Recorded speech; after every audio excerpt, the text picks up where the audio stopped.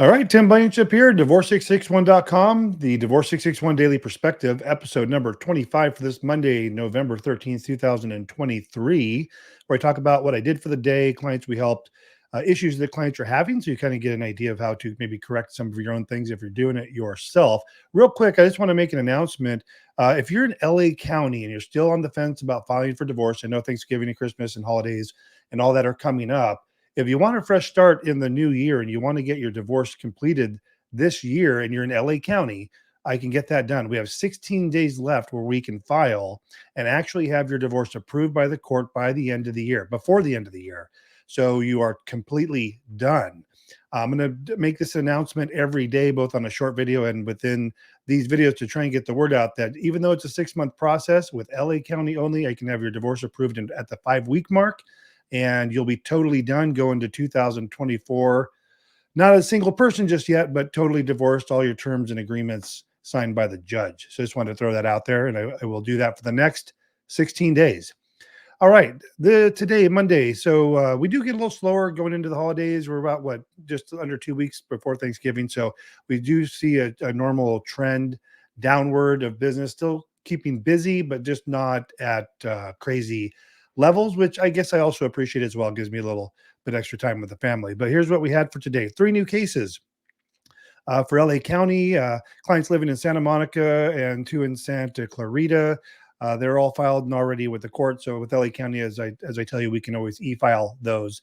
And we usually get them back at least same day, but lately 15 minutes, an hour, we get them back really quick. I thought there'd be a backlog today because, as I told you last week, Thursday through Sunday, the e-file system was down for maintenance for LA County. So I thought there'd be some backlog and everyone would be doing their filings from last week today, but not a problem. We got it back within 20 minutes. 3 of our cases with the county. I also took on 3 new judgment prep cases today. People calling, they have judgments rejected, or maybe they just filed their initial petition and stopped and got stuck, looked at the next phase of disclosures and settlement and thought, wow, I better get someone to help me. And that's pretty common. We get people calling us at all phases of the process, anywhere from just having filed their petition to turning in their judgment a half dozen times and getting them rejected. It just depends on how much pain you're willing to accept before you need you reach out to us for help. So again, we handle clients throughout all of California. LA County today seemed to be 2 of them, and Orange County was another. And these were some older cases, 2021, 2019. I know people get stuck. They just get frustrated, put it on the back burner, and then something happens where they want to, move forward. Maybe someone gets a boyfriend or girlfriend, or maybe going into the end of the year, they want to get it wrapped up. And whatever your motivation is, I totally get it. We're here for you when you're ready. Finished a Sacramento divorce case today, drafted their settlement agreement.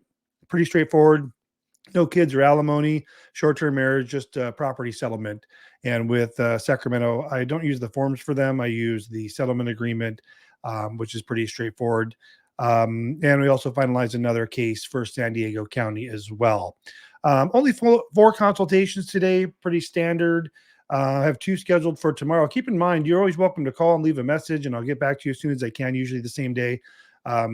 Usually with the callbacks, if I'm getting back to you an hour or 2 later, maybe you called on your lunch hour or something like that.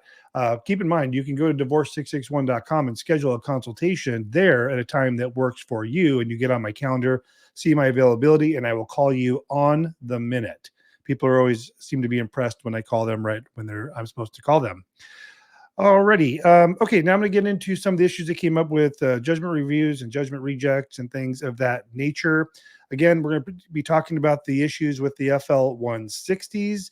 And one of the judgment rejects I had today, had clients who had a short-term marriage, less than 2 years, no assets, no debts, no children, no alimony. It's as simple of a divorce as you could imagine, just from the paperwork side of things. And they've been going through this for 2 years. I think this was the 2021 case, and a response was filed. They're filing property declarations repeatedly. And I think they just, once you get into this black hole of the court telling you what to do and the rejections and so forth, people just keep filing document after document thinking it'll fix the prior document. And there were so many mistakes. You guys are, some of you do better than others. Some are just, it's awful. I'm reviewing 67 pages of documents, and you haven't even turned in the settlement agreement. Today was 43 pages of documents or something like that. All kinds of things that didn't need to be filed, and most of them filed incorrectly. Property declarations being attached to a response that didn't need to be filed, and it was completely blank. They didn't put anything on there at all. I mean, if you're going to list a property, attach a property declaration, you don't have any assets or debts, then mark down none on all of the items. But if you're doing that, just mark none on the petition where it says separate property, and community property, mark none. You don't need to attach property declarations if there's no assets or debts. So, and the court, even rejected the judgment on one of the occasions, saying you turned in a totally blank property declaration, so we have no idea what you guys have. Going back to the property declarations, you guys know I talk about that a lot. If you list an asset or debt on the petition, I'm sorry, or on the property declarations, even if it's attached to the petition or the response or not, you just file it loose by itself, not attached to anything. Now the court is aware of what you have in assets and debts. I had a current client of ours who had a paralegal 2 years ago, dropped the ball. It was really bad. I've talked about this as well. Really messed up the case. I had to review. This was the 87-page one I had to review. And at the end of the day, it was a pretty straightforward case. But what had happened is they had filed the property declarations with like minimal property, some credit card with $10 on, and just silly stuff that really is non-sequential, essential. Anyways, so I at the end of the day, I said, well, you have all these little assets and debts on here that we need to address. And she asked me, Tim, can we just say, no assets or debts, each to keep their own? And generally, I would say yes, but for the fact that they had filed these property declarations, which now the court is aware of them. So we can't then file a judgment that says there's no assets or debts, or even that each to keep their own, because these property declarations were filed and it was shown how they were at this particular asset or debt was to be divided. Now that has to be addressed on the settlement agreement or judgment forms, depending on which way you're going with that. And that has to, even if those assets or debts no longer exist. Told you last week we had clients that had multiple judgment rejects because the court was saying, and the court's not going to help you, obviously. They're going to just tell you, hey, you can't do this, but they're not going to tell you why. So in this case last week, where the judgment was being rejected for one of the reasons, for multiple reasons, but they were not listing the house on the judgment that was listed in the property declarations. But the court said this in the reject letter related to that reject item. They said all community and separate property listed in the petition must be addressed in the judgment. But it didn't say it's the house, dummy. You need to list the house, because they couldn't figure out what are they talking about. We have everything in there that's on the petition, but they were not including the house. And the court could have just simply said that, hey, you forgot to list the house, but they didn't. They just did this blanket statement, which they normally do, to say all separate community property listed in the petition must be disposed of in the judgment. Is literally the word for word what that will normally say. Okay, so respondent filed a response with property declarations that were completely blank. We already talked about that. Next subject. You guys are not addressing spousal support. I keep getting these cases that we take on where on page 2 for the petition, where it talks about spousal support, you can either ask for reserve jurisdiction, terminate jurisdiction, or say, petitioner or respondent wants spouse support. But 2 cases today, they were completely blank. They didn't mark anything. So I asked them, why'd you leave that blank? They said, well, we don't want spouse support. I said, fine. You need to address that on the petition. For those of you who are getting ready to file your divorce, if you're not going to use my service, regardless of what you want to do for spouse support, just don't leave that section blank. Don't use the other box and put no spouse support. The correct language of spouse support is terminate the court's jurisdiction over the issue of spouse support for petitioner and respondent. Okay. Petitioner files. So next subject, petitioner filed response that said no assets or debts, but then filed property declarations listing all kinds of assets or debts. Okay, this was a good one. This was one of the judgment rejects today because of the way the petition was filed. I tell you many times the petition is wrong. Even though the court accepted it, it will cause the judgment to be rejected.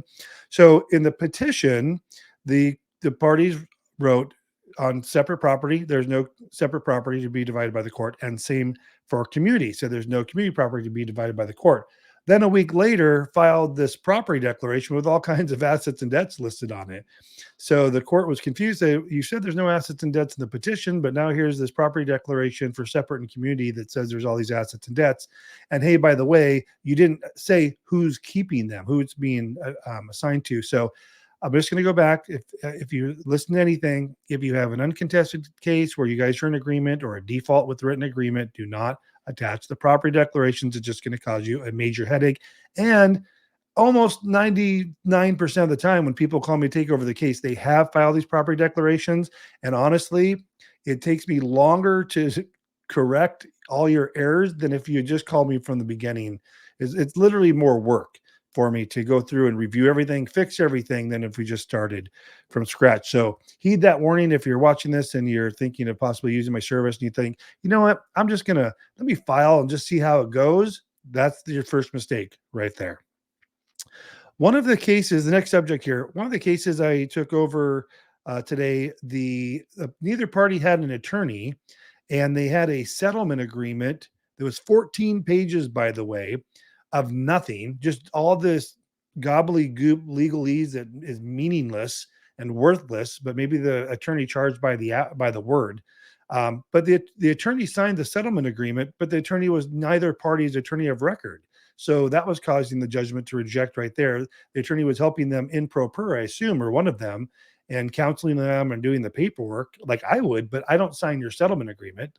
I'm not approving it. Just the parties are approving it. You guys are your own attorney. So I saw that and thought that was crazy.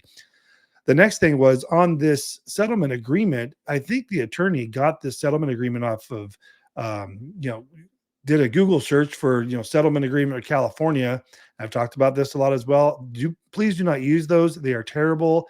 They sound fancy. They look good. They have all this cool information in there. It says, oh, this looks official. They're so bad. They're so wrong, as was this one.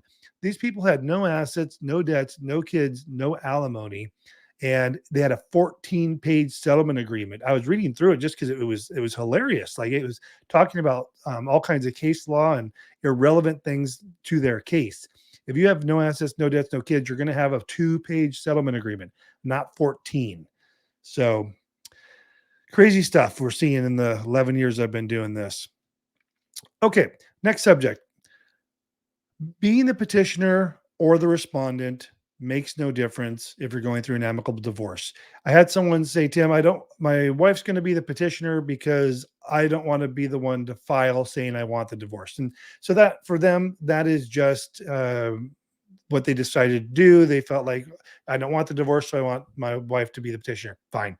Do what you want. It doesn't matter to the court at all. Keep in mind, as the petitioner, the other party is the respondent, as opposed to plaintiff and defendant. So when you're going through divorce, just because you're the petitioner doesn't say you're saying you're doing that the respondent did anything wrong. That's why the names are purposely changed from petitioner respondent to petitioner respondent, from plaintiff and defendant, because you're not defending anything as the respondent in divorce.